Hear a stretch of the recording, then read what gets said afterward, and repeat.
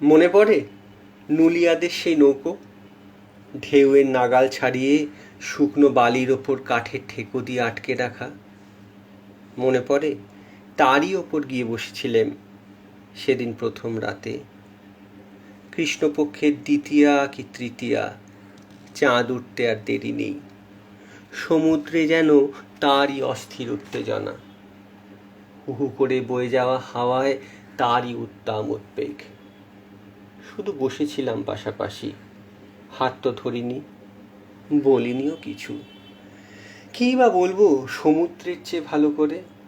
উদ্দাম হাওয়াতেই ছিল আমার আলিঙ্গন, ছুঁইনি তাই।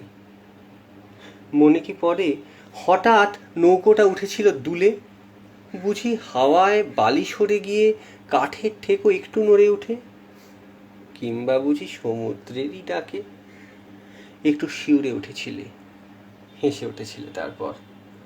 যদি, একই প্রশ্ন বুঝে উঠেছিল দুজনের চোখে ঝিলিক দিয়ে।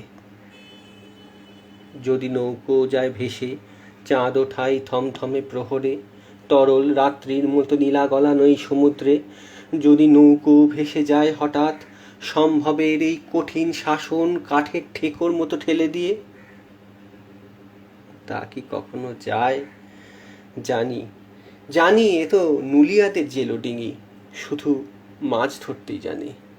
সে নৌকো থেকে নেমে এসেছি, ফিরে এসেছি সেদিনকার সেই সমুদ্র তীর থেকে, বাঁধানো রাস্তার এই শহরে, দেওয়াল দেওয়াই ঘরে।